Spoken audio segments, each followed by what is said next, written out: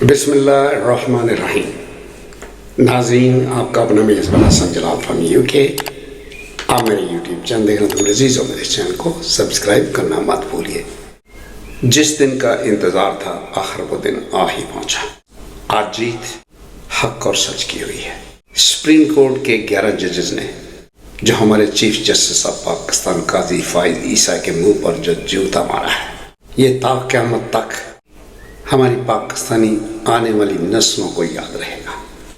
ये जंग हक सच और बातिल के दरमियान थी जो आज इमरान खान ने जीत ली है। मुहर्रम का महीना है और आज करबला का वाक़या भी दोबारा हमारी पाकिस्तानी कौम के दिलों में इमरान खान ने जिंदा कर दिया है। चूँकि हज़रत इमाम हुसैन अलैहिस्सलाम भी हक और सच की जंग लड़ रहे थे और उन्होंने अपनी फैमिली के बच्चे से लेकर जवान तक 72 अफराद को शहीद करवाया, लेकिन यजीद जो कि एक बातिल इंसान था उसके सामने झुकने से साफ इनकार कर दिया था। और आज हमारा इस्लाम जिंदा है।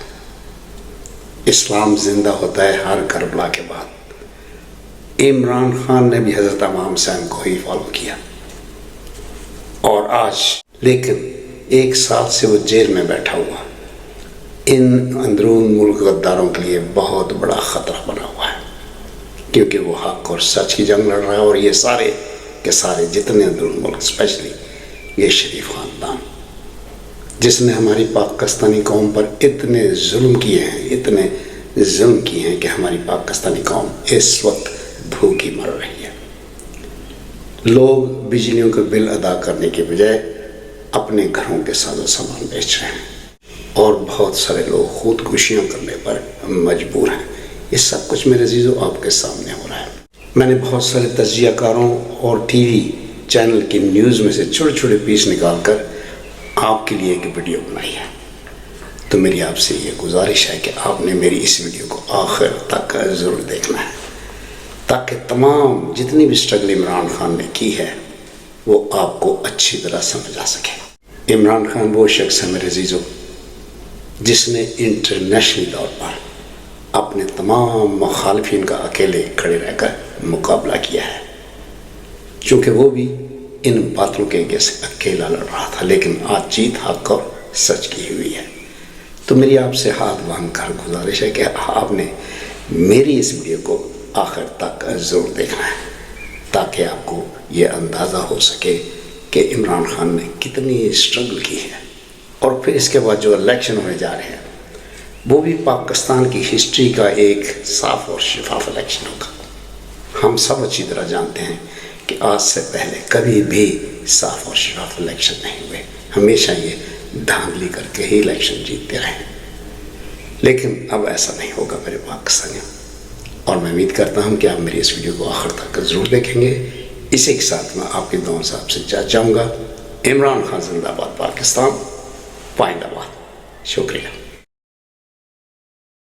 हक आ गया और बातिल मिट गया, और बेशक बातिल मिटने के लिए है। अल्लाह अलहक है, सच का खुदा है। उसका वादा है कि मैं हमेशा सच आपके सामने लाऊंगा। देर लगेगी लेकिन सच आपके सामने लाजमी आएगा। ये एक मर्द हक के अल्फाज हैं जो कि वक्त ने सच साबित कर दिखाए हैं। अल्लाह ने PTI को वो इज्जत और मकबूलियत दी है जो पाकिस्तान की तारीख में किसी सियासी जमात को नहीं मिली। अल्हम्दुलिल्लाह PTI की मखसूस नशिस्तें वापस मिल गयी। इसके साथ ही एक्सटेंशन समेत कई हुकूमती प्लान दफन हो गए। आज सुप्रीम कोर्ट के 8 जजेस ने इतने प्रेशर के बावजूद आइन का साथ देकर कौम का सर फखर से बुलंद कर दिया है। इन 8 जजेस को 24 करोड़ लोगों का सलाम है। इन्होंने पाकिस्तान को जो तकरीबन शिमाली कोरिया बनने से बचा लिया है। जस्टिस मंसूर अली बिकाऊ जजेस की सफ में एक जीदार और दिलेर जज हैं जो इंसाफ के उफक पर उम्मीद का सूरज बनकर चमके हैं। फस्तायत के इस दौर में जब आम क्या खास क्या जजेस तक की इज्जत महफूज नहीं, हर किसी को किसी न किसी तरह ब्लैकमेल करके मनपसंद फैसले लेने और कानूनों इंसाफ का कत्लेआम करने का चलन रिवाज पा चुका है। इस तारीख दौर में जस्टिस मंसूर अली शाह के सुनाए गए तारीखी तारीखी फैसले ने मुल्क को बहुत बड़े बहरान से बचा लिया है। जस्टिस मंसूर अली शाह छा गए हैं। मखसूस नशिस्तों का फैसला पीटीआई के हक में आया है। माशाअल्लाह की जीत हुई है। पंजाब खैबर पख्तूनख्वा सिंध में मखसूस नशिस्तें पीटीआई को देने का हुक्म, सुप्रीम कोर्ट का फैसला। बेशक हक पर चलने वालों की जीत होती है, बस सब्र से काम लेना पड़ता है। यकीन नहीं हो रहा इतनी फस्तायत के बाद ऐसा फैसला। यकीनन इंसान जब कोशिश करता है तो उसको सिला मिलता है। खान जेल में बैठकर भी पूरे सिस्टम से जीत गया है। सुप्रीम कोर्ट के सीनियर तरीन जज जस्टिस सैयद मंसूर अली शाह ने मुल्क में जमहूरियत को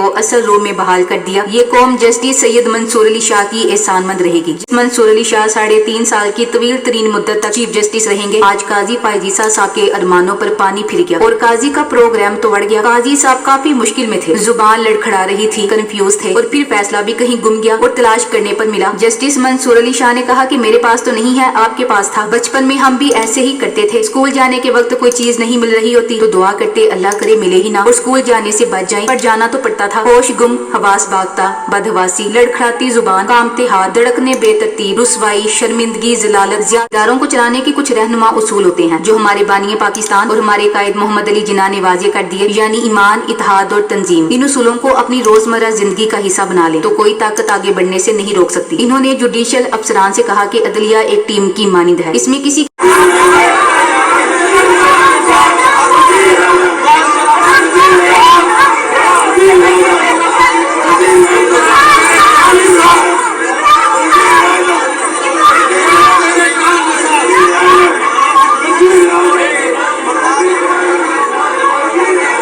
लेकिन इस वक्त जो माहौल बन रहा है वो इलेक्शंस का है।